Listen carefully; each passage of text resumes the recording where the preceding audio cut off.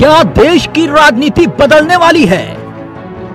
वो तो सब लोग आएंगे। बीजेपी को हटाना कौन नहीं चाहता है, और जो बीजेपी को हटाना चाहते हैं उन्हें कम से कम उन दलों को साथ आना चाहिए जो बीजेपी से लड़ रहे हैं। बीजेपी का जो मुकाबला कर रहे हैं उनको सबको साथ लाने का ही कोशिश लगातार रही है और होती रहेगी।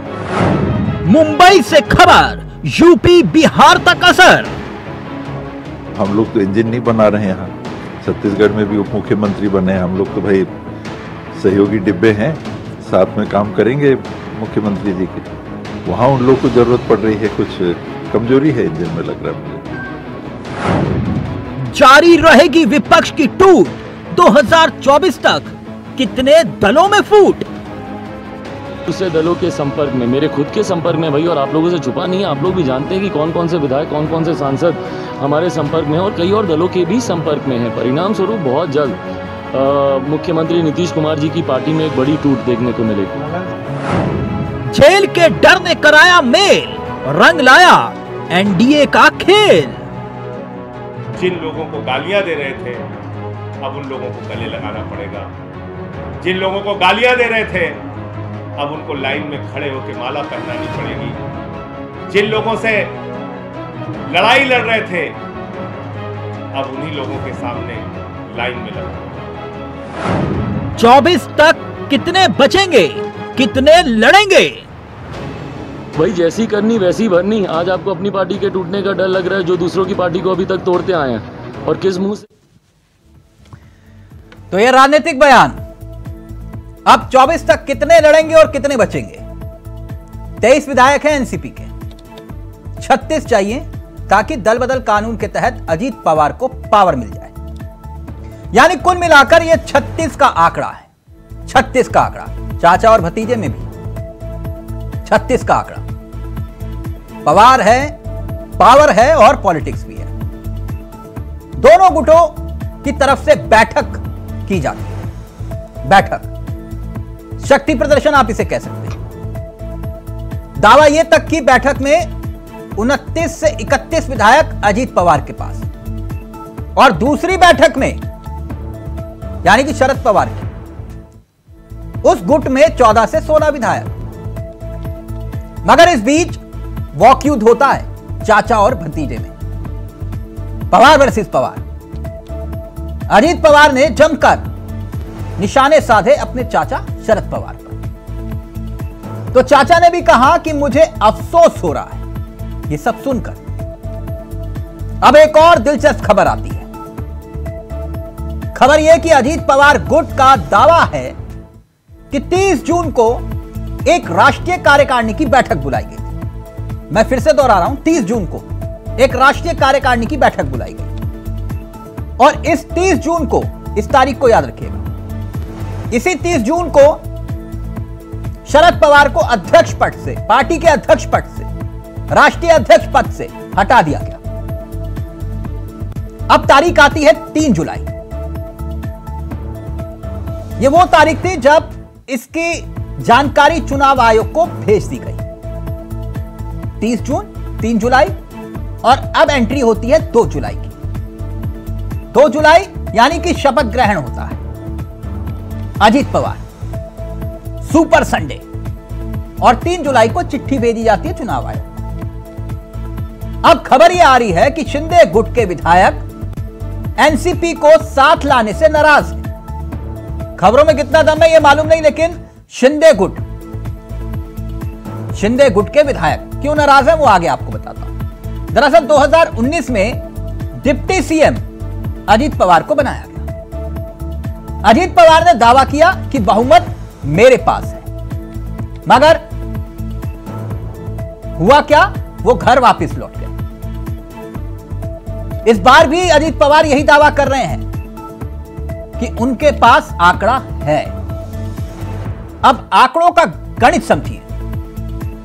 10 मंत्री शिंदे गुट के पास, ठीक 10 मंत्री, और 10 मंत्री बीजेपी गुट के, और 9 मंत्री अजीत गुट के बनाए गए, यानी कि एनसीपी के। ऐसे में शिंदे गुट, जिसके बाकी 30 विधायक अब वो कह रहे हैं कि हमारा क्या होगा, बलिदान हमने दिया, त्याग हमने किया, तो हमारा क्या होगा। तो क्या अब शिंदे गुट पर बीजेपी की निर्भरता खत्म हो गई या कम हो गई? यानी शिंदे साहब का जो अपना चैप्टर था, अपना बल था, वो क्या कम हो गया? 106 विधायक बीजेपी के पास हैं, उसके हैं 10 मंत्री। इस गणित को भी मैं आपको समझाऊंगा, लेकिन आपको बता दूं आज इस चर्चा में हमारे साथ जो मेहमान शामिल हो रहे हैं उनसे आपका परिचय करवा देते हैं। आपकी स्क्रीन पर ये मेहमान आ चुके हैं। बीजेपी के तेजतर्रार चेहरों में से एक गुर्रेज शेख इस कार्यक्रम का हिस्सा बन चुके हैं। चंद्रमोहन शर्मा कांग्रेस के धुरंधर चेहरों में से एक, साथ ही साथ अनूप साड़ा साहब भी हमारे साथ जुड़ गए हैं और परमवीर जी भी हमारे साथ इस कार्यक्रम का हिस्सा बन गए हैं और राजनीतिक विशेषज्ञ हैं। और जिस आंकड़े का मैं जिक्र कर रहा था वो आंकड़ा भी बेहद दिलचस्प है, क्योंकि सबसे ज्यादा विधायक इस सरकार में बीजेपी के पास है और उसके 10 मंत्री। शिंदे गुट 40 विधायक, उसके भी 10 मंत्री।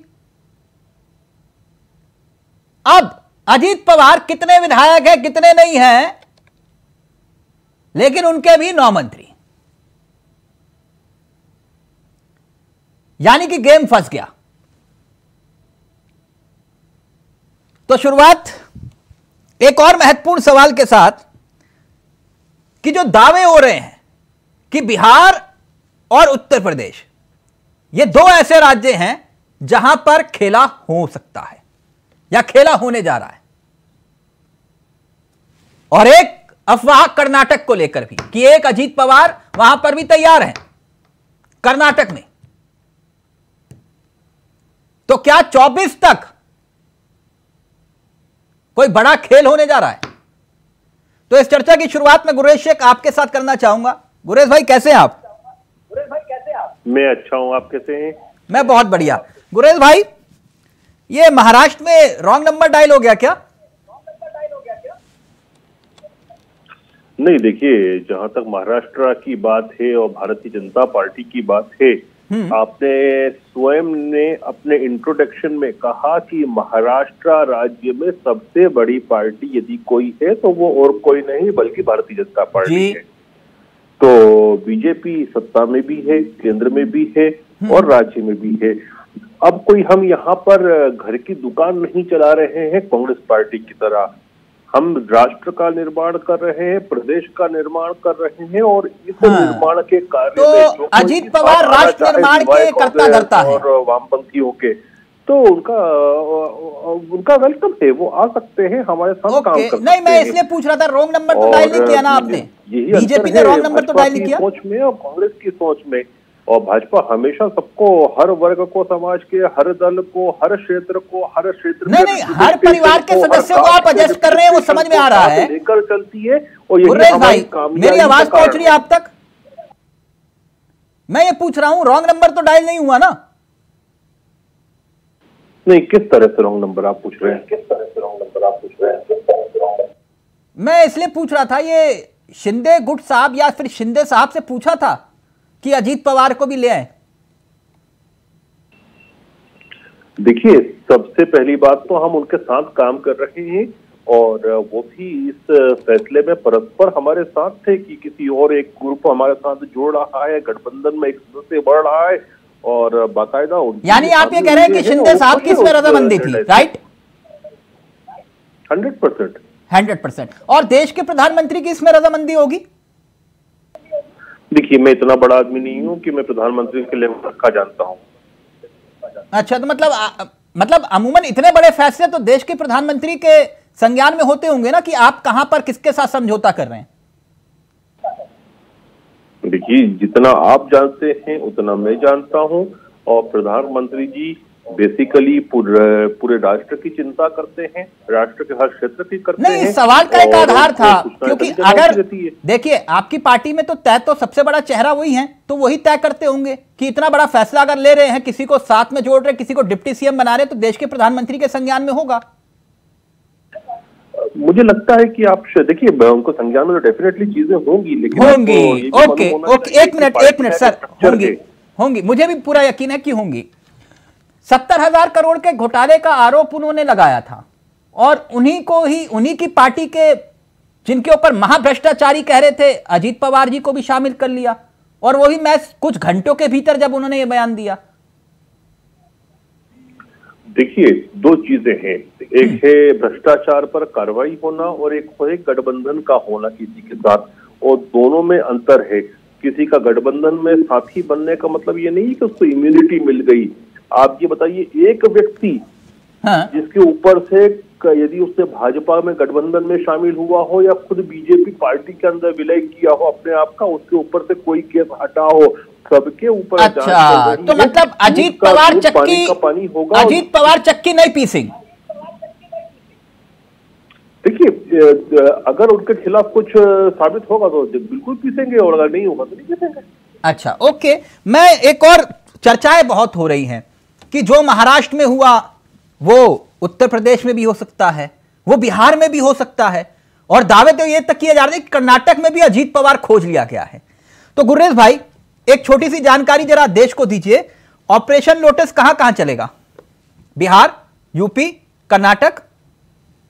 कहीं ऑपरेशन लोटस कहीं नहीं चलता है, लेकिन जो आपका कर्म होता है वो कर्म आपके अंजाम तक पहुंचाता है। हाँ। आप वंशवाद फैलाओगे तो उस वंशवाद के परिणाम भी आएंगे।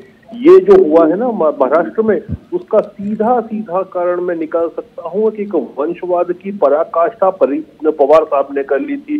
उन्होंने वंशवाद बोले मतलब परिवारवाद करने की कोशिश करी सुप्रिया सुले को, और वही कारण था कि जो सच में मेहनत करने वाला व्यक्ति था अजीत पवार को परेशानी हुई। यानी वंशवाद का मतलब परिवारवाद की बात कर रहे हैं ना आप,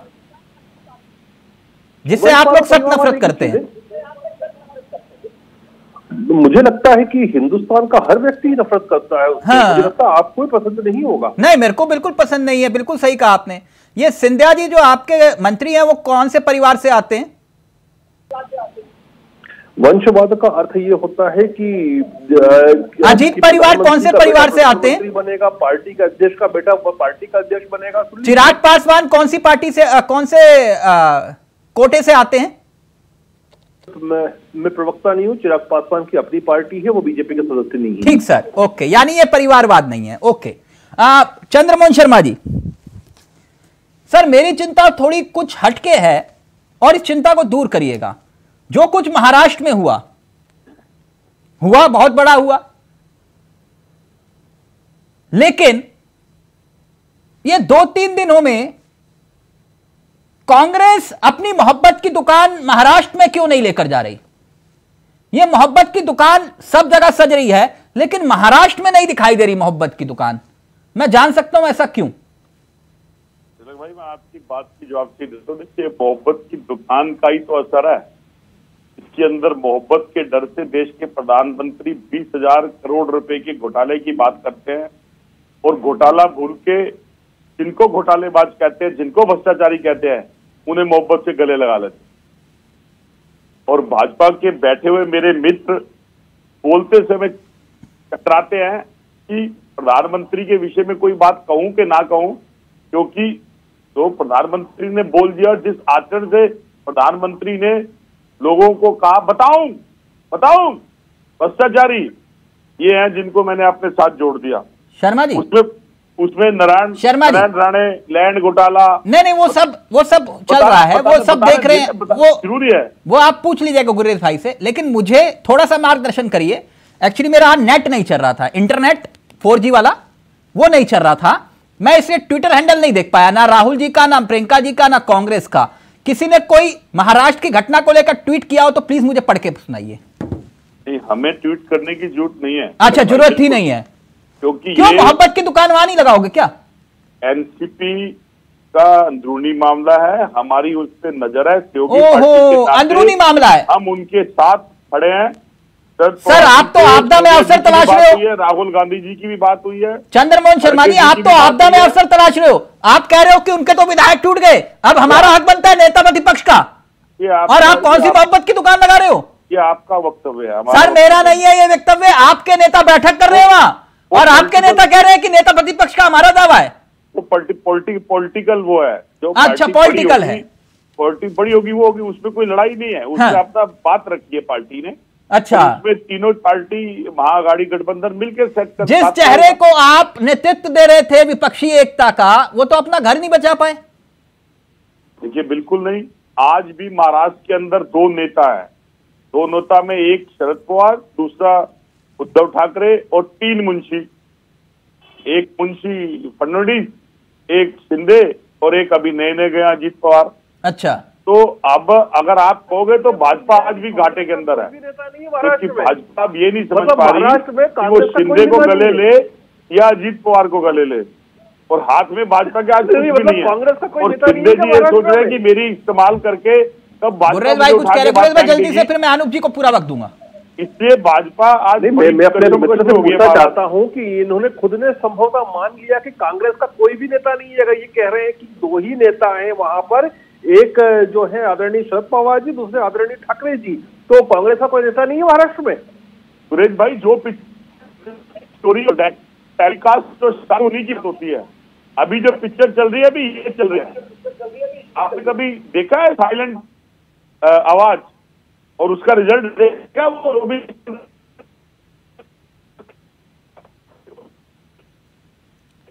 चंद्रमोहन जी, एक नया चंद्रमोहन जी, चंद्रमोहन जी, आवाज में दिक्कत आ रही है सर, मैं कनेक्ट करवा रहा हूं, लेकिन एक बात जल्दी से, फिर मैं अनूप जी के पास जा रहा हूं। बात खोजती है, अनूप जी के पास जा रहा हूं। ये केसीआर के बारे में पार्टी का क्या स्टैंड है?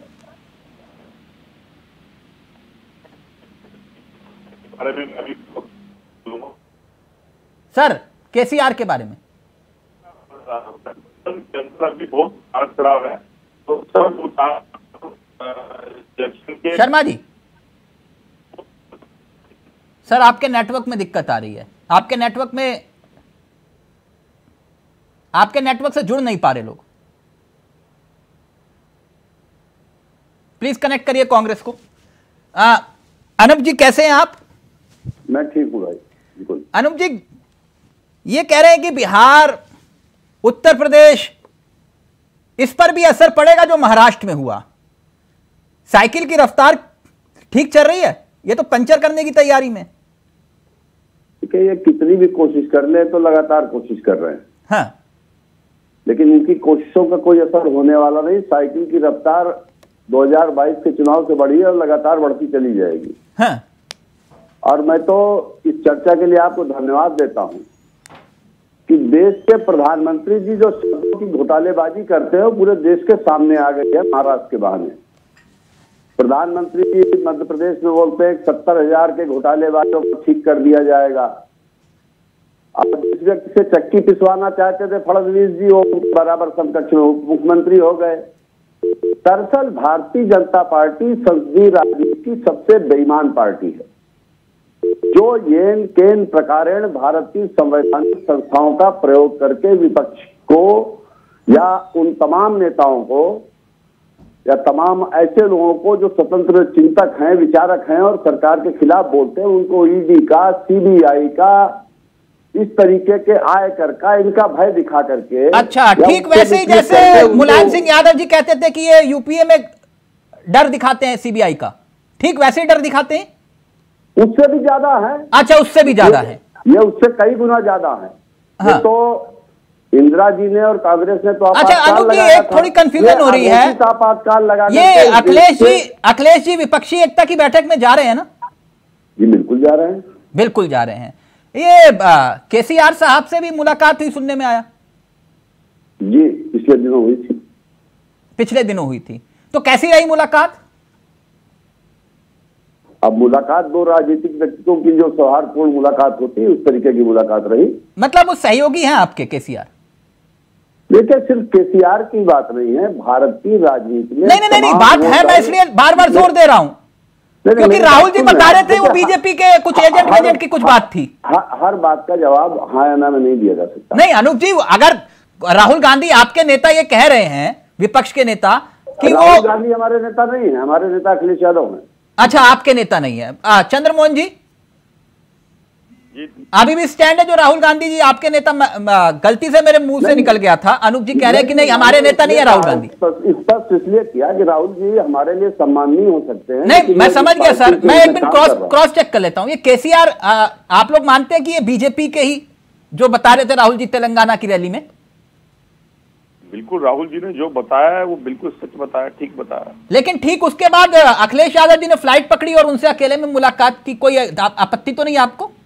हमें क्या आपत्ति है? कोई दल कोई का दल का व्यक्ति किसी से मिल सकता है, उसकी नहीं, वो तो विपक्षी एकता में आपके साथ बैठे थे ना, फोटो खिंचवा रहे थे। विपक्षी एकता में बैठे थे, उसके बाद अगर मिल रहे हैं तो कोई विपक्षी एकता का एजेंडा फाइनल तो नहीं हुआ है। अच्छा, एजेंडा फाइनल नहीं हुआ। और वो केजरीवाल जी साथ हैं कि नहीं आप लोगों की बैठक में, आएंगे कि नहीं? केजरीवाल जी का हमारे साथ अभी कोई तालमेल नहीं है। केजरीवाल जी भाजपा की बी टीम है और अच्छा वो भी बी टीम है, केसीआर भी बी टीम है, कोई तालमेल मैं समझ नहीं पा रहा। एक मिनट चंद्रमोहन जी जरा देश की जनता को क्लियर करिए, कौन कौन बी टीम है? केसीआर बी टीम है, अरविंद केजरीवाल बी टीम है। एक मिनट मैं नाम ले लेता हूं, मैं आपको जवाब दे मैं नाम ले लेता हूं सर। आपने जिनको बी टीम कहा आप क्लियर कर दीजिएगा ये बी टीम है या नहीं। विचारधारा को मानने वाला जो भी दल संगठन में आएगा उसके साथ कांग्रेस है, वो कांग्रेस। केजरीवाल तो आए थे, आपने कबूल क्यों नहीं किया? विचारधारा नथुराम गोडसे और देश के अंदर फिरका परस्ती, अमन और भाईचारा बिगाड़ेगी,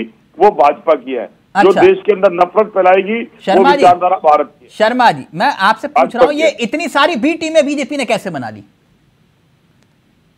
पावर, सत्ता पावर आपके सामने है। अगर एक देश का जब आप लोग देश पर राज करते थे तब कितनी बी टीमें थी आपके सामने है?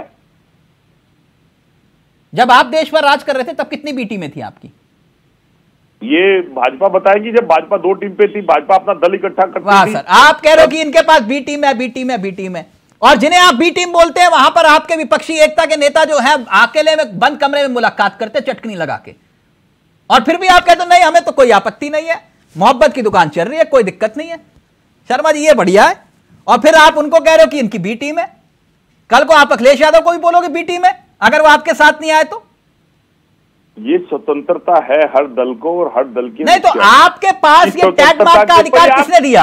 आप अनवाजिब प्रश्न पूछ रहे हैं सर। मैं वही प्रश्न पूछ रहा हूं जो विपक्षी एकता से जुड़ा हुआ प्रश्न है, आप उसका जवाब नहीं दे रहे हैं। इस शब्द का कोई पर्टिकुलर विजन नहीं है। अच्छा, जब तक गठबंधन नहीं बनता तब तक उस गठबंधन के दायरे के अंदर। सर मैं इस सवाल का पूछने का हकदार मैं बताता हूं मैं क्यों। आपने 15 नेताओं को एक साथ एक छत के नीचे रही है। सर पटना में बुलाया कि नहीं बुलाया? आपके बुलावे पर नहीं आया कोई दल अगेंस्ट बात कैसे कर सकता है? शर्मा जी आपके बुलावे पर अखिलेश यादव नहीं आए थे पहली बार, वो नीतीश कुमार के बुलावे पर आए थे। तिलक जी उसके अंदर 17 पार्टी है, 17 पार्टी। सर वही पूछ रहा हूं, कितने दल आएंगे बेंगलुरु में? तो कितने दल आएंगे ये भी वक्त बताएगा ना। अभी आप चिंता करिए देश के अंदर क्या चल रहा है। ठीक, ओके, देश के अंदर ये भी चल रहा है सर, बता देंगे। जिनको आप अपना नेतृत्व सौंप रहे थे शरद पवार जी को, वो अपना घर नहीं बचा पाए। वक्त आएगा वो भी बताएंगे। ठीक, ओके, अभी आप ओके। परमवीर जी, देश की सियासत जिस और करवट ले रही है, सवाल यह खड़ा हो रहा है कि 24 में कितने बचेंगे और कितने साथ लड़ेंगे? क्या यह सवाल वाजिब नहीं है? शर्मा जी कह रहे गलत सवाल पूछ रहे हो गलत मौके पर। तिलक जी बिल्कुल वाजिब सवाल है। देखिए दरारें तो पहले दिखने लगी, अभी तो बोट पानी में, गहरे पानी में गई नहीं है, पानी नावों में पहले ही आना शुरू हो गया है। लेकिन सबसे बड़ी समस्या क्या है, महाराष्ट्र हो, कर्नाटक हो, यूपी हो, इनकी अपनी राजनीति का एक टेस्ट रहा हुआ है, एक तरीका है अलग राजनीति करने का यहाँ पर। और जब भी पुराना बरगद का पेड़ कोई गिरता है तो उसके बाद हलचल बहुत मचती है। अच्छा, यहाँ पर हो रहा है। ये वैसे वक्तव्य किसी और ने दिया था, लेकिन ये आज के टाइम पे सूट करता है। अभी महाराष्ट्र के अंदर बरगद रूपी शरद पवार जी हैं। अब वो काफी एज हो चुकी है और काफी ज्यादा अनुभव है उनको, लेकिन उनकी सत्ता सौंपने का तरीका था कि मेरी बेटी के पास ही जाए मेरी विरासत। वो पॉसिबल हो नहीं रहा है वहां पर, तो इस वजह से ये हलचल मची हुई है। अब इसके अंदर आप किसी को दोष नहीं दे सकते हैं। शरद पवार जी अपना पिता के रूप में, महाभारत भी क्यों हुई थी, दुर्योधन वो चाहते थे ना उनके पिता की सारी सत्ता इनको मिल जाए, पांडवों को ना मिले। तो वो समस्या जो पीढ़ी दर पीढ़ी और सदियों चलती आ रही है, अगर वो ऐसा ना होता तो समस्या नहीं होती। कोई किसी को कहे कि एनसीपी के अंदर फलानी पार्टी ने फूट डलवा दी, ऐसा नहीं है। वो ये एक घरेलू कलह है, ये महाभारत पार्ट 2 हो रहा है। अच्छा, घरेलू कलह है। दूसरा ऐसी ही कलह है। लेकिन कहते हैं ना कि खरीदार तो वही जो बिकाऊ हो तभी तो बिक पाता है ना। अगर कोई बिकाऊ नहीं होगा तो कैसे कोई खरीद लेगा? नहीं, अभी तो सत्ता सर उदाहरण के तौर पर ये कलम है, ये कलम अगर मैं बेचना चाहूंगा तभी तो मैं बेचूंगा ना, मैं बेचना ही नहीं चाह रहा जी, मैं नहीं बेचूंगा तो फिर मैं क्यों, कोई खरीद नहीं पाएगा। जब बेचूंगा ही तो कौन खरीदेगा कि नहीं परमवीर जी? बिल्कुल सही बात है तिलक जी, बिल्कुल सही बात है। और ये कलह जो है ये एनसीपी के अंदर की ये पिछले साल भर से कभी कभी बूंद बूंद करके बाहर आ रही थी। अजीत पवार अपनी पार्टी के खिलाफ ही से चल रहे थे, उनकी नाराजगी चल रही थी, वो लगातार बूंद बूंद करके 4 या 5 इंस्टेंस हुए। मैं आज ही नेट पर चल रहा था, देख रहा था उनका राष्ट्रीय कार्यकारिणी की बैठक में से शरद पवार जी के सामने से अजीत पवार उठकर जाते हैं। हाँ। तो इसमें कह देना कि बीजेपी, अच्छा ये बात आपको हजम होती है कि 30 जून को तय हो गया, राष्ट्रीय कार्यकारिणी की बैठक हुई और उसमें तय हो गया कि शरद पवार जी पार्टी के अध्यक्ष पद से हटा दिए गए और 3 जुलाई के आसपास से एक चुनाव आयोग को चिट्ठी जाती है, ये बात कुछ हजम हो रही है आपको? 2 जुलाई को शपथ ग्रहण हो जाता है। तिलक जी, अगर आप एनसीपी का पुराना ट्रैक रिकॉर्ड उठाकर देखें, श्रीमान अजीत पवार जी का ट्रैक रिकॉर्ड उठाकर देखें, तो वो 5 बजे जो व्यक्ति शपथ ले सकता है 5 बजे सवेरे, हाँ। तो ऐसा मेलोड्रामा होना पॉसिबल है। और महाराष्ट्र की राजनीति बहुत अपने आप में बॉयल्ड राजनीति होती है, तो हाँ। वहां पर ही हो सकता है। और अभी क्या हो रहा है, मैं उसी बात पर दोबारा आऊंगा। नहीं, एक मिनट, लेकिन जैसे उदाहरण के तौर पर ओपी राजभर जो कि गुरेज भाई के बहुत करीबी बताए जाते हैं, वो ये दावा कर रहे हैं कि जो महाराष्ट्र में हुआ वो उत्तर प्रदेश में भी हो सकता है। क्या वाकई हो सकता है ऐसा? के लिए ऐसे बयान देते हैं। यूपी के अंदर मुझे नहीं लगता है ऐसी कुछ कहानी चल रही है। समाजवादी पार्टी का बहुत स्ट्रक्चर स्ट्रांग है यहाँ पर, कांग्रेस से बहुत ज्यादा स्ट्रांग है। यहाँ पर अगर भाजपा कंपटीशन देते हैं तो ये समाजवादी के लोग ही हैं, इसमें कोई दुल्हे नहीं है। और बाकी कांग्रेस तो पिक्चर में नहीं है ना, पिक्चर में वो तो 1% वाला मसला है। मैं ये पूछ रहा हूं कि क्या अखिलेश यादव को लेकर बीजेपी सीरियस है? देखिए तिलक जी, समाजवादी पार्टी में अभी वो चरित्रार्थ हो चुकी है कि सपा इज अखिलेश, अखिलेश इज सपा। उनके कद का कोई आदमी ही नहीं है। अब अजीत पवार तो अपने चाचा के बराबर में बैठते थे, करते थे, लेकिन समाजवादी पार्टी का किस्सा ही दूसरा है। यहाँ पर ना परमवीर जी, ऐसा अजीत पवार का चेहरा बीजेपी अगर ढूंढेगी तो मिल जाएगा बीजेपी को। गुलरेज भाई गलत तो नहीं कह रहा? क्यों भाई, चाचा भतीजा तो यहां भी बहुत हैं। मुस्कुरा रहे गुरेज भाई। खैर अनूप जी जवाब देना चाह रहे हैं। अनूप जी देखिए, अनूप जी, ये ओपी राजभर जो भविष्यवाणी कर रहे हैं अगर वो सच हो गई तो? ओपी राजभर है भारतीय जनता पार्टी के भोपू, जो भारतीय जनता पार्टी बोलवाना चाहती वो ओपी राजभर जी बोलते हैं। और उसकी वजह यह है कि ओपी राजभर तो जब वो आपके साथ थे तब भी बोलते थे। मेरी बात पूरी हो जाने दे भाई, 20 मिनट हो जाए। वो जैसे बगैर ऑक्सीजन के आदमी ज्यादा देर नहीं जिंदा रह सकता, ओपी राजभर जी बगैर सत्ता के ज्यादा दिन सामान्य नहीं रह सकते। अब हमारे साथ आए थे क्योंकि उनको लग रहा था कि सत्ता हमारे पास आने वाली है। हमारे पास सत्ता दुर्भाग्य से आई नहीं, तो अब जाहिर बात है कि हमारे अंदर सारी कमियां हो गई और भारतीय जनता पार्टी जो चाहेगी वो भी बी टीम है, धुन पर नचाना चाहेगी। और मायावती जी डिस्को कराना चाहेगी तो डिस्को करेंगे, वो भरतनाट्यम कराना चाहेगी तो भरतनाट्यम करेंगे, वो गाना गवाना चाहेगी तो गाना गाएंगे, शास्त्रीय गवा लीजिए, पक्का राग गवा लीजिए, ठुमरी गवा लीजिए। तो ओपी राजभर जी इस समय भारतीय जनता पार्टी के गवैये हो गए हैं। जो भाजपा जो राग गवाना चाहती है वही राग गा करके अपने बॉस को खुश करने में लगे हैं कि किसी तरीके हुजूर हमको अपने गलियारे में शरण दे दीजिए। ये सच्चाई है। और समाजवादी पार्टी पूरी तरीके से एकजुट है और पूरी मजबूती के साथ भारतीय जनता पार्टी को 2024 के लोकसभा चुनाव में उसकी हैसियत दिखाने का काम करेगी। एक मिनट गुर्रेज भाई जी सुन रहे हैं आप? वो कह रहे हैं कि जो महाराष्ट्र में किया वो सपा के साथ नहीं कर सकते हो, इतनी ताकत नहीं है आप में। कोई किसी के लिए कुछ नहीं करता। हाँ। और जो भी पार्टी अपने आप को नहीं संभालती तो उसका बिखराव होना निश्चित ही है। ये बात तो मानते हो ना, जो आप एनसीपी के साथ कर सकते हो वो सपा के साथ नहीं कर सकते? मैं क्या बोल रहा हूँ, ना हमने एनसीपी के साथ कुछ किया है ना हम सपा के साथ करना चाहते हैं। और आप समझिए इस चीज को। नहीं समझाइए, मैं वही समझना चाह रहा हूँ। नहीं सपा के साथ क्यों करेंगे, आपकी सोच। वो कह रहे हैं हमारी पार्टी में कोई इफ बट कुछ नहीं है, जो है अखिलेश यादव है, तोड़ के दिखा सकते हो, तोड़ो। बहुत अच्छा है कि आपके यहाँ कोई अजीत पवार नहीं है, आपके यहाँ कोई और शिंदे नहीं है, आपके यहाँ सब कुछ एक ही व्यक्ति है। ठीक है, बहुत अच्छी बात है। देखिए मैं ये कहता हूं, नहीं चाचा वहां भी है। अरे नहीं छोड़ दीजिए ना, मैं तो बोलता चाचा भी यूनाइटेड है पूरी तरह से, तब भी हम क्यों करेंगे? नहीं कोई बोलता है तो तभी इंटरफेयर निकलता हूँ, मैंने इंटरफेयर नहीं किया था। आप ये सोचिए ना प्रैक्टिकली हम क्यों करेंगे? 2019 में जब एसपी बीएसपी दोनों मिल गए थे और कहा जा रहा था कि तो आइडियल कॉम्बिनेशन हुआ मैथमेटिक्स के हिसाब से, तब भी मैं बोलता था कि केमिस्ट्री ऐसा भी है और ये ऐसी केमिस्ट्री है कि दो केमिकल ऐसे मिले हैं कि धुआं निकलने वाला है, और आपने देखा उस धुएं ने उड़ा के ले गया दोनों को। तो ये सब मिल जाए कोई फर्क नहीं पड़ता है, हम चुनाव जीतते हैं अपने पुरुषार्थ पर जीतते हैं। और यूपी में तो आइडियल इक्वेशन है, मोदी और योगी जी के साथ में जो आगे बढ़ रहा है यूपी, जनमानस हमारे साथ है, हम तो चाहते हैं कि वापस से ये सब मिल जाए और लड़े। लेकिन ये तो कह रहे हैं कि बहन जी का झुकाव आजकल बीजेपी की तरफ है। देखिए इनके कहने का क्या तात्पर्य निकालूं मैं? अभी इन्होंने राजभर जी के विषय में कहा, वही राजभर जी के साथ जिगलबंदियां कर रहे थे थोड़े दिन पहले तक।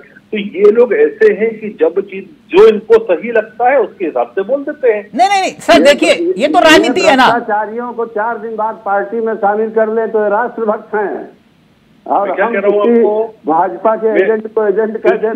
तो क्या बोल रहा हूँ आपको कि हमारी कथनी करनी में तनिक भी अंतर नहीं होता। मैं साफ कहता हूँ कि कोई यदि भ्रष्टाचारी है वो बीजेपी के गठबंधन में आ जाए तो भी जांच होगी, अगर जांच में कुछ उल्टा सीधा निकलता है तो वो जेल भी जाएगा, वो चक्की भी पीसेगा, सब होगा। और यदि वो साफ सुथरा निकलता है तो कुछ नहीं होगा। लेकिन मैं तो चाहता हूँ कि आप लोग साथ में लड़ो, हम आप सबको वापस हराएंगे। अनुप जी प्लीज जल्दी से। ध्रुवीकरण हो जाता है ना। कहा कि हम तो किसी को कुछ नहीं करते, सब कुछ हो जाता है। मैं आपको और हम तो बहुत सब भ्रष्टाचारियों को किसी को माफ नहीं करेंगे, किसी को नहीं करेंगे। हेमंत बिस्वा, इसका मतलब है कि लोग झूठे आरोप लगाते हैं। आसाम के मुख्यमंत्री हेमंत बिस्वा पे लोग आरोप लगाते थे वाटर स्कैम का, वो भाजपा में आ गए, वो जांच में क्लीन चिट हो गई। पश्चिम बंगाल में 2 टीएमसी के नेता गए भाजपा में, उनकी सारी जांचें बंद हो गई। तो ये भाजपा की में जाने के बाद अधिकारी पर अभी भी विधा है कि जिससे भाजपा सबको दोष मुक्त करा देती है। यही बता दें हम लोग को ज्ञान प्राप्त हो जाए थोड़ा। कोई चार्जेस ड्रॉप नहीं हुए, मैं ऑन रिकॉर्ड बोल रहा हूँ। ऑन रिकॉर्ड क्या है तो मैं आपको सवाल कर रहा हूँ, जिसका मतलब आप झूठे आरोप लगा रहे थे। अपनी क्वेश्चनिंग का मतलब प्रधानमंत्री जी असत्य भाषण करते हैं और आ जाते हैं। 70,000 के घोटाले वाले को आप राहुल गांधी से कोई गठबंधन में ले लिया। आपका भ्रष्टाचार पे 0 टॉलरेंस है, यही 0 टॉलरेंस है। सिंचाई स्कैम को जिसको कच्ची पिसी करवाना चाहते थे उसको उप मुख्यमंत्री बना दिया।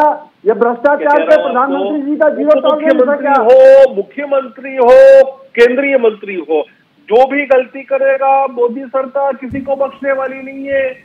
अच्छा, ब्रजभूषण शरण सिंह के ऊपर क्या कर दिया आप लोगों ने, जरा बता दीजिए। देखिए जांच चल रही है, जांच के बीच में कुछ नहीं बोलूंगा। रूलिंग पार्टी जांच बहुत लंबी चल रही, कुछ ज्यादा लंबी जांच चल गई। जांच चल रही है, हाँ जांच कुछ ज्यादा लंबी चल गई। एक अच्छे राजनीतिक दल जो सत्ता पर हो उसके प्रवक्ता को बीच में नहीं बोलना चाहिए। मैं नहीं बोलूंगा जांच के बीच में।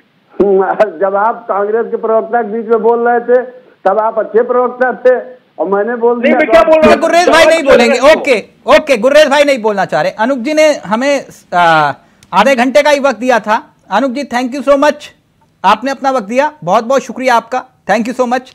जेडीयू के चेहरा इस कार्यक्रम का हिस्सा होंगे। लेकिन चंद्रमोहन शर्मा जी क्विक रिएक्शन। गुर्रेज भाई एक बात पूरा देश भी समझना चाहेगा, वाकई में शर्मा जी एक बात समझाइएगा, जो विपक्षी एकता के गीत आपने गुनगुनाए पटना में, ठीक, अब ये जो सुर ताल बिगड़ेगा कि नहीं बिगड़ेगा महाराष्ट्र की घटना के बाद? क्या आपको अभी भी लगता है कि विपक्ष के तमाम चेहरे राहुल गांधी के नेतृत्व को कबूल करने के लिए तैयार हो जाएंगे? देखिए बिल्कुल नहीं बिगड़ेगा सुरताल, सुरताल बनेगा भी और राहुल गांधी के नेतृत्व में आएंगे नहीं आएंगे ये आप बोल रहे हैं। नहीं मैं पूछ रहा हूं आपसे। तो फिर गलत पूछ रहे हैं ना आप प्रश्न। अच्छा गलत पूछा मैंने। आप गलत प्रश्न कर रहे हैं। राहुल गांधी का नेतृत्व, राहुल गांधी जी का नेतृत्व मैं करेक्ट कर लेता हूं, करेक्ट कर लेता हूं, करेक्ट कर लेता हूं। राहुल गांधी के नेतृत्व में नहीं, खड़गे जी के नेतृत्व में आएंगे। डिबेट आप अपने लिए करने जा रहे हैं या कुछ क्वेश्चन करने के लिए? क्वेश्चन करने के बाद जवाब तो ले लीजिए। शर्मा जी प्लीज। एक के बाद 4 क्वेश्चन कर दोगे तो जवाब कैसे लोगे? गुस्सा मत करिए। एक क्वेश्चन का जवाब दिया, उससे जवाब तो ले लीजिए पहले। आप मुझसे क्या गुस्सा कर रहे हैं? गुस्सा नहीं कर रहा हूं। आपकी आजकल डिबेट पे आप जवाब से पहले क्वेश्चन करने लग जाते हैं। एक जवाब का क्वेश्चन को करते उसका आंसर तो लीजिए। ठीक, आप कांग्रेस चलाइए, आंसर तो ले लीजिए। मुझे पत्रकारिता राहुल गांधी का आंसर तो ले लीजिए मेरे से। राहुल गांधी कांग्रेस पार्टी के नेता, और कांग्रेस पार्टी की अगर सत्ता और कांग्रेस पार्टी अपने सीटों पे आती है तो राहुल गांधी देश के प्रधानमंत्री का नेतृत्व करेंगे। गठबंधन का कौन नेता हुआ अभी कोई डिसाइड नहीं है। गठबंधन की पहली मीटिंग हुई है, दूसरी मीटिंग के बाद गठबंधन का जो भी स्वरूप बन के आएगा उसके बाद उसकी रूपरेखा आएगी। जो वक्तव्य आप सूत्र के थ्रू देते हैं तो उन सूत्रों से पूछिए, ये पार्टी के और किसी भी गाइडलाइंस का सूत्र इंफॉर्मेशन नहीं है। अब बोलिए, आप दूसरा प्रश्न करिए। मैं एक बात मैंने जानना चाह रहा हूं, साफ कर दिया आपको। आपने बताया कि अगर हम होंगे तो प्रधानमंत्री राहुल जी बनेंगे, ठीक। विपक्ष के किसी नेता ने ये नहीं कहा कि राहुल गांधी देश के प्रधानमंत्री बनेंगे। देखिए, बिल्कुल कांग्रेस पार्टी का नेता हूं, कांग्रेस पार्टी के नेता होने के नाते कह रहा हूं, विपक्ष के जो दल इकट्ठा होंगे उसकी जो भी भूमिका सामने आएगी वो अभी उसका कोई डिक्लेरेशन नहीं है। जब तक दूसरी मीटिंग नहीं हो जाएगी, कौन से दल इस संगठन में आते हैं, इस दल के रूप को तैयार करते हैं, क्या एजेंडा तैयार होगा, उसके बाद वो रूप की कोई भी वक्तव्य कोई भी पार्टी का नेता दे पाएगा। अपनी पार्टी के लिए दे सकता है वो। एनसीपी का किला हिलने से आपके विपक्षी एकता के किला नहीं हिलेगा, आप ये कह रहे हैं ना? एनसीपी का कोई किला नहीं हटा है। एक मुंशी एनसीपी से निकल के गया है। एनसीपी कद्दावर नेता, महाअघाड़ी का गठबंधन उसके शरद पवार जी के साथ और शिवसेना के साथ लगातार। अच्छा, मुंशी से मुझे कुछ याद आया परमवीर जी, ऐसे कई मुंशी तो कांग्रेस से निकल के गए जिन्होंने राज्यों में अपनी पार्टी बनाई और उसके बाद राज्यों में अपनी सरकारें बनाई। राइट, मैं गलत तो नहीं हूं? ऐसे कई मुंशी निकले थे कांग्रेस से जी। उन्हीं मुंशियों का शायद जिक्र कर रहे हैं शर्मा जी। बिल्कुल सही बात है जी। एनसीपी के जो फाउंडर थे वो भी कांग्रेस से ही निकल कर गए थे, तो उस समय उनके बारे में हम लोग तो शायद पैदा नहीं हुए। वो कह रहे हैं ऐसे मुंशी आते हैं और चले जाते हैं, कोई दिक्कत नहीं है। अभी तो ये तो अगर भारतवर्ष का पूरा भ्रमण किया जाए तो ऐसे मुंशी तो पूरे भारत में हर राज्य में मिल जाएंगे। तो ये हिस्ट्री को जो आदमी बुलाएगा उसको दोबारा से वही गलती प्लीज जेडीयू के चेहरे को जोड़ पाए हम। जी जी परमवीर तिलक जी, ये समस्या अगर इतिहास को हम भुला देंगे तो वही गलतियां जो पीछे कर आए हैं वो गलतियां हम रिपीट कर देंगे यहाँ पर। तो ये मुंशी कहना किसी को गलत हो जाएगा। महाराष्ट्र की राजनीति रीडिफाइन हो रही है। हाँ। और ये महाराष्ट्र की नहीं, हर राज्य में होना नहीं। मेरी दिलचस्पी महाराष्ट्र से ज्यादा विपक्षी एकता में है, जिसको लेकर शर्मा जी कह रहे हैं ऐसे मत बोला करो कि राहुल गांधी के नेतृत्व या प्रधानमंत्री वाली बात, उस बात पर नाराज हो जाते हैं शर्मा जी। परमवीर जी, विपक्षी एकता पर कोई असर पड़ेगा? पूरा असर पड़ जाएगा तिलक जी। विपक्षी एकता है कहां पर? आप ये देखिए, विपक्षी एकता एक बार कामयाब हुई थी। जनता दल ने जब अपना कॉमन एजेंडा बनाकर अपने एक संयुक्त उस पर जनता दल की सबसे खड़े हुए थे। नहीं है विपक्षी एकता। शर्मा जी जरा बताइए, परमवीर कह रहे हैं कहां दिखाई दे रही विपक्षी एकता? इनको गिनवा दीजिए उंगलियों पर। विपक्षी एकता भी आपसे गिनवाता हूं, पहले मैं उनकी बात का जवाब दे दूं। अभी भाजपा ने 4 नए राज्य प्रमुख नियुक्त करे हैं। उन 4 राज्य प्रमुखों के अंदर एस किरण रेड्डी कहां से आए? कांग्रेस से गए भाजपा के अंदर। और उसके बाद सुनील जाखड़ कहां से आए? कांग्रेस से आए, भाजपा के अंदर गए। जयकिशन रेड्डी कहां से आए? जनता पार्टी से, वहां गए। उसके बाबूराम मरांडी कहां से आए? झारखंड से। अब विषय क्या आता है कि खुद में दम नहीं और तो चुना लेते हैं हम, खुद में दम नहीं।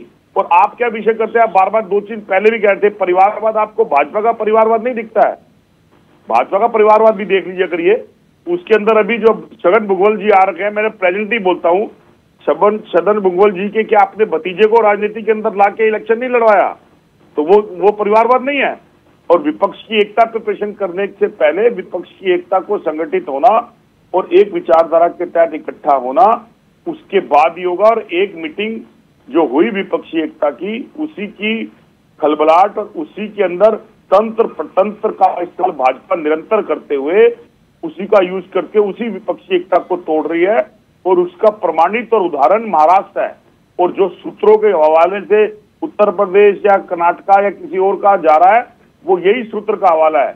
क्योंकि अगर ऐसा परमवीर जी मुद्दे पे आऊं सर, शर्मा जी आज पता नहीं क्यों आप इतना गुस्सा हो रहे हो। मैं ये बात परमवीर जी कह रहे हैं कि हमें विपक्षी एकता के वो चेहरे कौन कौन से आपके साथ हैं वो गिनवा दीजिए। परमवीर जी जानना चाह रहे हैं प्लीज। 17 पार्टियों का गठबंधन आपके सामने था, अभी फाइनल होना बाकी है। 17 पार्टी उस मीटिंग के अंदर गई थी।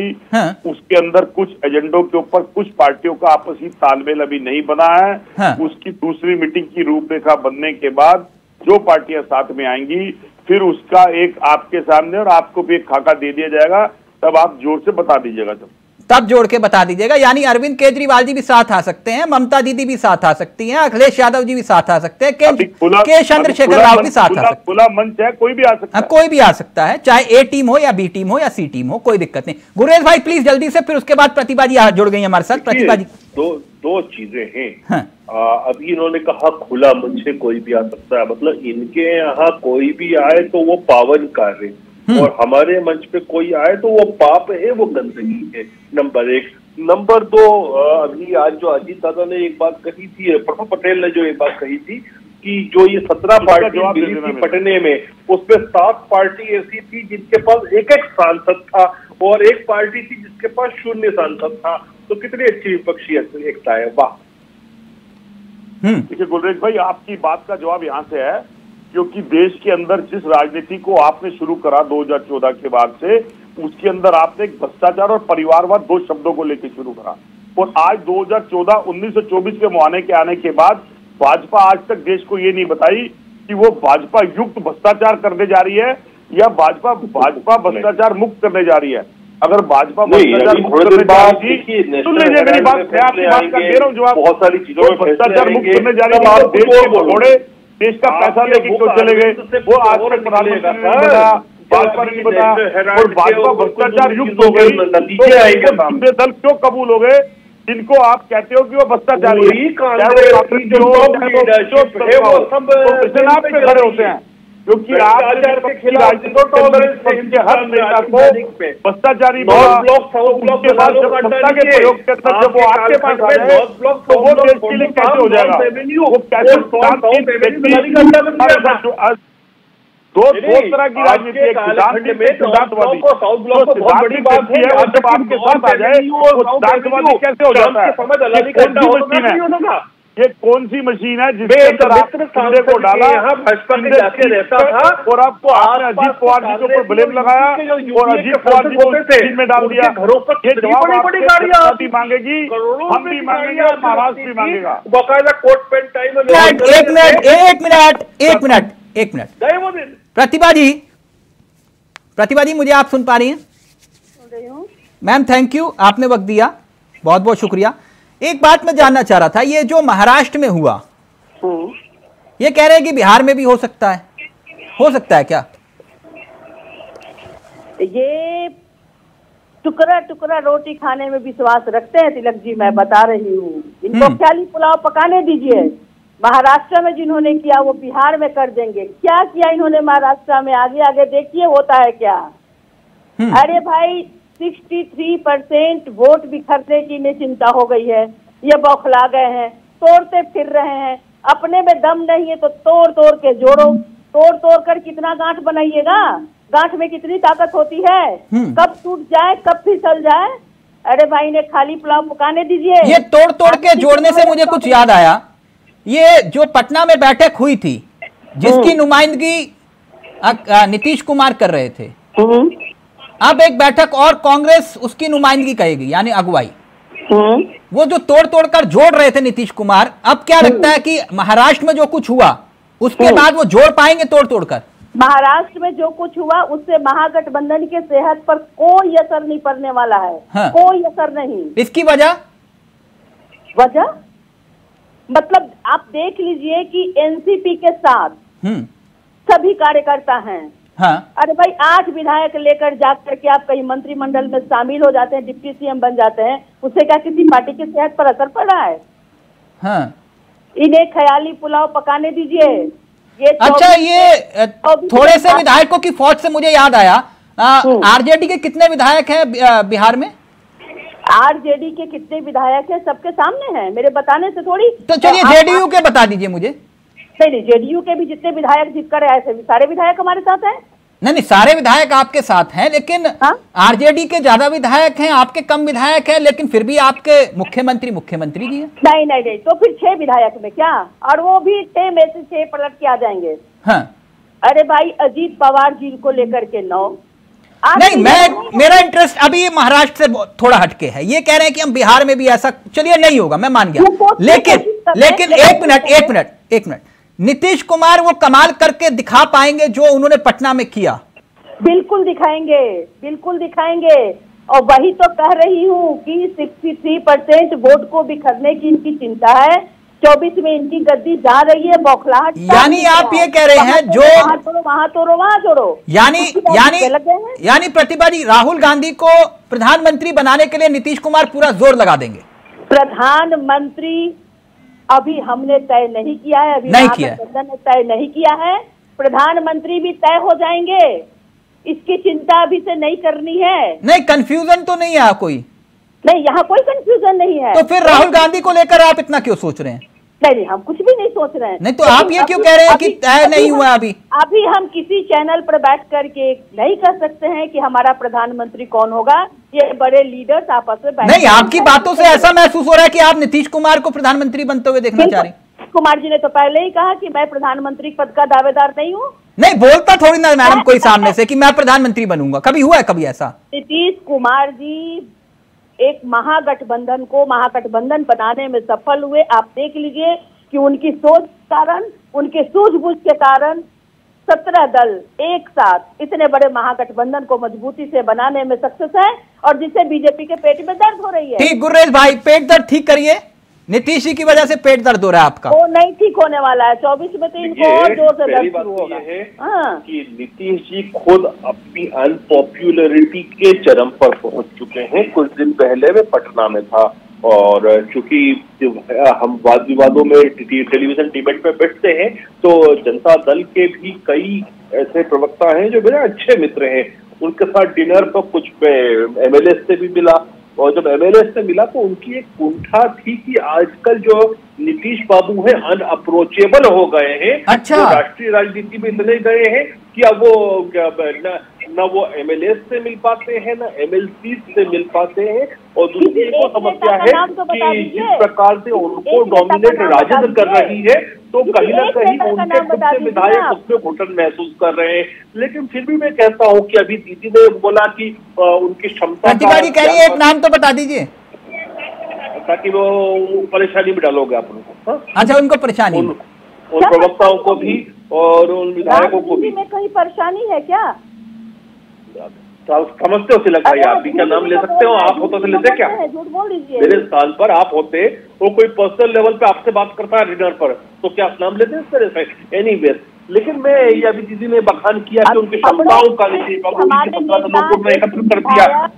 मैडम, 17 में से 7 के पास एक सांसद, मतलब 7 सांसद हुए, और जो एक था उसके पास 0 सांसद। आप क्या बोलोगे? आप मतलब 8 दल तो ऐसे थे जिसको कहता हूँ मैं FOSLA, frustrated one siders lovers association बना दी इनने। FOSLA, frustrated one siders lovers association. किसी के पास एक सांसद है, एक मिनट। ये मानिए ना मानिए, नीतीश जी में वो जादू तो है ना। चाहे 10 लाएं, चाहे 15 लाएं, 20 लाएं, 25 लाएं, मुख्यमंत्री तो वही बनेंगे। आगे भविष्य में क्या होगा ये मालूम नहीं, लेकिन इस प्रतिभा को तो सबको मानना पड़ेगा जो प्रतिभा जी समझा रही हैं। बिल्कुल, कुर्सी पे ठीक फेविकॉल लगाते हैं और फिर बैठते हैं। नहीं, एक बात बिल्कुल सच है, आप समझिएगा, आगे काम आएगा आप लोगों की डिबेट में। प्रतिभा जी, आपके लिए भी, आप लोगों ने सबको भ्रष्टाचारी साबित कर दिया ना, लेकिन नीतीश कुमार को भ्रष्टाचारी नहीं साबित कर पाए आप। यह भी सच है। नवीन पटनायक को भ्रष्टाचारी साबित नहीं कर पाए आप, ये भी सच है। देखिए, नीतीश बाबू भ्रष्टाचारी नहीं है। नहीं, आप उनको पलटू राम बोलिए या कुछ और बोलिए, वो एक अलग विषय हो जाता है, लेकिन ये हकीकत है कि आप उनको भ्रष्टाचारी का टैग नहीं चिपका पाए। देखो तिलक भाई, जो पैसा खाएगा उसको पैसा खाने वाला बोलोगे, जो जूते खाएगा उसको पिटोड़ा बोलोगे, तो जो होगा उसी को वही कहा जाएगा ना। नीतीश बाबू भ्रष्टाचारी नहीं है, लेकिन नीतीश बाबू के साथ दूसरी प्रॉब्लम है, वो भ्रष्टाचार को बैन करते हैं। आपके पास पता नहीं कौन से सोर्स है सर, आजकल तो जो विधायकों से मुलाकात नहीं करते थे उनसे अकेले में मुलाकात करके लिट्टी चोखा खिला रहे हैं, कह रहे बिना चाय पिलाए मत भेज देना। हो रहा है ना प्रतिभा जी? गलत सोर्स तो नहीं है मेरे पास। खैर, चंद्रमोहन जी, ओके, एक मिनट, ये मैं एक बात शर्मा जी आपसे जानना चाह रहा था। महाराष्ट्र में जो घटनाक्रम हुआ, आपने कहा कि ये अजीत पवार को लेकर ये अजीत पवार वो अजीत पवार वो, अजीत पवार को आप क्या मानते हैं, भ्रष्टाचारी है कि नहीं? अजीत पवार जी को हम क्या मानते हैं ये माने नहीं रखता कि अजीत पवार जी जब एनसीपी के अंदर थे उस समय के भी परिप्रेक्ष्य के ऊपर भाजपा के नेता फडणवीस, चक्की, पी सिंह बहुत जोर जोर से बोलते थे। और नहीं, आप मानते कि नहीं? अब फिर मेरा क्वेश्चन आंसर तो पूरा करें। नहीं, आप ये कह रहे हो कि ये वाला सवाल मत पूछो, ये कैसे हो सकता है? दे रहा हूं ना जवाब, मैं दे रहा हूं जवाब। उसके बाद फडणवीस ने ये भी कहा कि अगर अजीत पवार जी हमारे साथ आ जाएंगे तो मैं सत्ता छोड़ दूंगा, यही बात शिंदे जी ने भी कहा। तो अब प्रश्न ये खड़ा होता है कि जो कॉलर साफ व्यक्ति हैं वो जिस व्यक्ति के ऊपर लांछन लगाते हो और वो उनको साथ ले लेते हो तो उन पे प्रश्न करा जाएगा या हमसे करा जाएगा कि हम उसको क्या मानते हैं? हाँ। अब आप दूसरा क्वेश्चन करिए। अच्छा, दूसरा कर लो। ये आप कह रहे हो कि ये सबको खरीद लेते हैं, ये बिकाऊ क्यों है आपके यहाँ? बिकाऊ इसलिए क्योंकि देश के अंदर अमृतकाल चल रहा है और उस अमृतकाल के अंदर मूत्रकाल हो जाता है और आदिवासी के ऊपर मूत्र चल दिया जाता है। इसी अमृतकाल के अंदर आदिवासी राष्ट्रपति का अपमान करा जाता है और संसद के ऊपर बुलाया नहीं जाता। इसी अमृतकाल के अंदर गुरेज भाई प्लीज जल्दी से, को करोड़ों रुपए की रेट, गुरेज भाई प्लीज जल्दी से। टमाटर 200 पे हो जाता है, हरा धनिया 250 से पार हो जाता है, अदरक 300 के पार हो जाता है, लेकिन अमृतकाल चल रहा है। ये सबसे बड़ा। बाकी अन्यथा मत लीजिएगा, आज शर्मा जी बहुत क्रोधित हैं। प्लीज गुरेज भाई जवाब दीजिए, गुरेज भाई प्लीज, गुरेज भाई का ऑडियो। प्रवेश शुक्ला को तो जेल में ठूस दिया गया, उसके ऊपर एनएसए भी लग गया। प्रवेश भाई प्रवेश शुक्ला को जेल दिया, ये नहीं है किस मानसिकता के ऊपर, जो मानसिकता आपकी भारतीय जनता पार्टी की है। 2019 के अंदर 1922 मामले, 2020 में 2401 मामले, 2021 के अंदर 2627 मामले आदिवासियों को अपमानित करने के मामले हैं। अच्छा, एक मिनट, विषय भटक जाएगा। मध्य प्रदेश के बता रहा हूँ मैं, मध्य प्रदेश के बोल सकता हूँ क्या? ये आपकी खुद की इंक्वायरी के अंदर है, चेक कर लेना। नहीं सुनना चाहते तो फिर मैं क्या खामोश हो जाता हूँ मैं। तो फिर ये मत कहो ना कि आपने जेल भेज दिया। आपकी मानसिकता देश के अंदर नहीं सुनना तो मत सुनिए ना, विरुद्ध है। आपकी मानसिकता देश के अंदर धर्म और मजहब के अंदर आपकी मानसिकता देश के अंदर ध्रुवीकरण करने की है। को अवसर नहीं देना। तिलक चावला जी के शो में ऐसा होता नहीं है अमूमन तौर पर। शर्मा जी क्रोधित है, कोई बात नहीं। एक बात शेख भाई, अभी छोड़ देते हैं उस विषय को। मैं एक बात जानना चाहता था, उदाहरण के तौर पर गुरेज भाई, जैसे लाइव में एक कमेंट आया,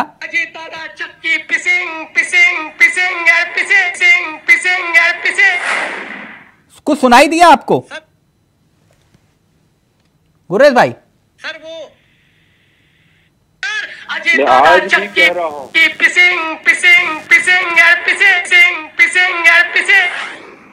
गुरेज भाई, कुछ सुनाई दिया आपको? देखिए बड़ी स्पष्ट बात है। हाँ। अजीत दादा के ऊपर जांच चल रही है। अगर जांच में कुछ भी गलत पाया गया तो चक्की पिसिंग एंड पिसिंग एंड पिसिंग। अच्छा, मुझे एक बात बताइए, आप मुझे एक बात बताइए, जो आप कहते थे कि ये भ्रष्टाचारी है, अजीत पवार अब भ्रष्टाचारी है कि नहीं? बड़ा स्पष्ट कह रहा हूं। जांच कितनी बीजेपी के गठबंधन में आने का मतलब ये नहीं हुआ कि आपको इम्यूनिटी मिल गई, किसी को इम्यूनिटी नहीं, यानी ये अभी भी भ्रष्टाचारी है, राइट? देखिए उन पर जांच चल रही है। जांच चल रही है। जांच कितनी जांच का आज तक आपने रिजल्ट दे? एक मिनट सर, 10 साल से आपकी सरकार है, जरा देश को ये बताइए, आराम से गुरेज भाई, जरा देश को ये बताइए, अगर एनसीपी भ्रष्टाचारी 70,000 करोड़ का भ्रष्टाचार, ना तो आपने शरद पवार जी को अंदर किया, ना अजीत पवार जी को अंदर किया, क्यों? देखिए अभी तक तो राहुल गांधी को भी अंदर नहीं किया है, सोनिया गांधी को भी नहीं किया है, बेल लेके बैठे, चिदम्बरम को अंदर किया था। नहीं, सवाल राहुल गांधी नहीं है, सवाल राहुल गांधी नहीं है, सवाल मेरा यह है कि देश के प्रधानमंत्री कह रहे हैं, तो फिर वाजिब सी बात है कि घोटाला तो इन्होंने किया ही होगा। मैं बड़ा स्पष्ट रूप से कहता हूं पार्टी की तरफ से कि एक नए पैसे का भी भ्रष्टाचार किसी ने किया है उसको पिंजरे में डाला जाएगा और जांच पूरी तरह से सबके लिए होगी। नहीं, ये तो फिर आपने कहा ना कि ये तो भ्रष्टाचारी थे, अब नहीं है। मैं क्या कह रहा हूँ कि जितने का भ्रष्टाचार हुआ अभी भाजपा कालखंड में, उनकी पार्टी के कालखंड में, चंद्रमोहन शर्मा जी की पार्टी के कालखंड में, सर आपने जिनके ऊपर आरोप लगाए, हसन मुशरीफ 100 करोड़ के घोटाले का आरोप, मुकुल राय शारदा घोटाले का आरोप, शुभेंदु अधिकारी, हेमंतवा बिस्वा शर्मा, नारायण राणे, छगन भुजबल। सुन लीजिए ना सर, नाराज क्यों हो रहे हैं? ये वही है जिनके नाम आपने लिए थे, ये तो वही है ना सर, आरोप जिन पे लगाया आपने। इनमें से एक के ऊपर भी अभी तक चार्जेस ड्रॉप नहीं हुए हैं। अच्छा, अजीत पवार के खिलाफ जब रात को उन्होंने सुबह के वक्त शपथ ली थी, तब उसके बाद उस जांच का क्या हुआ? वो तो वापस ले ली गई थी ना? नहीं ली गई, गलत बात है। ये वो कांग्रेस बोलेगी और हम मान लेंगे, जो नहीं हुआ उसको कैसे मान लें हम? अच्छा, ये अजीत पवार पर घोटाले के जो आरोप थे अभी भी हैं? जांच चल रही है। बिल्कुल तो भैया जो भ्रष्टाचारियों की लिस्ट लेके घूमते थे महाराष्ट्र में, क्या वो गलत थे? मैं क्या कह रहा हूँ, बड़ी स्पष्ट बात, ये जो देश चलता है संविधान से चलता है। संविधान किसी को इस प्रकार की इम्यूनिटी नहीं देता। अगर जांच में ये पाए जाते हैं तो इनका पद भी जाएगा। अच्छा, एक छोटे से सवाल का उत्तर गुरेज भाई, ये आप लोग कर कैसे लेते हो? मतलब ये कैसे हो जाता है जो महाराष्ट्र में हुआ? मतलब कैसे कर लेते हैं आप? करना कुछ नहीं पड़ता है। जब पार्टियां अपने आप को नहीं संभालती, वंशवाद को चरम पे नहीं, कोई तो चिंबक होगा ना जो खींच लाता है आपकी तरफ। देखिए, सबके लिए यहाँ पर अवसर है ग्रो करने के। यदि एक बूथ लेवल का मतलब कोई अपने अंदर सुधार करना चाहता है तो आपके पास आ जाए तो आप सुधार कर दें। सुन लीजिए, अगर बूथ अध्यक्ष अमित शाह बन सकता है इस पार्टी में रहकर, यदि पोस्टर लगाने वाला नितिन गडकरी बन सकता है और एक गरीब में चाय बेचने वाला नरेंद्र मोदी बन सकता है इस पार्टी में, तो अट्रैक्ट करती है पार्टी। तो अजीत पवार को क्या देखते हैं आप? क्या बनेंगे वो? आप उनकी कैलिबर के ऊपर देखेंगे जो होगा। तो उनके अंदर कैलिबर तो होगा ना, तभी तो आपने उनको डिप्टी सीएम बनाया। कैलिबर है, अब देखते हैं कैसे चलता है। यानी वो सीएम बन सकते हैं महाराष्ट्र के? इस देश का हर व्यक्ति सीएम बन सकता है, हर व्यक्ति पीएम बन सकता है, हर व्यक्ति राष्ट्रपति बन सकता है, हर व्यक्ति गवर्नर। ठीक। अच्छा, यूपी बिहार में ऑपरेशन लोटस होगा कि नहीं? ऑपरेशन लोटस कहीं नहीं होता है। जहां होता है इन पार्टी का खुद का कैंसर होता है और वो कैंसर से भागते हैं लोग। ये कैंसर आप ठीक कर देते हैं। ठीक, थैंक यू। वक्त इजाजत नहीं दे रहा। Thank you so much. Sharma ji आज नाराज थे बहुत, पता नहीं क्यों, क्रोधित, गुस्सा। कोई बात नहीं शर्मा जी, होता है। अभी बहुत कुछ उतार चढ़ाव देखने को मिलेंगे सियासत में। अभी 24 दूर है, इसलिए चलेगा ये सब कुछ। थैंक यू सो मच, बहुत बहुत शुक्रिया। तो अभी आगे आगे देखिए होता है क्या। ये अभी ट्रेलर है, पिक्चर बाकी है। नमस्कार, जय हिंद, जय भारत।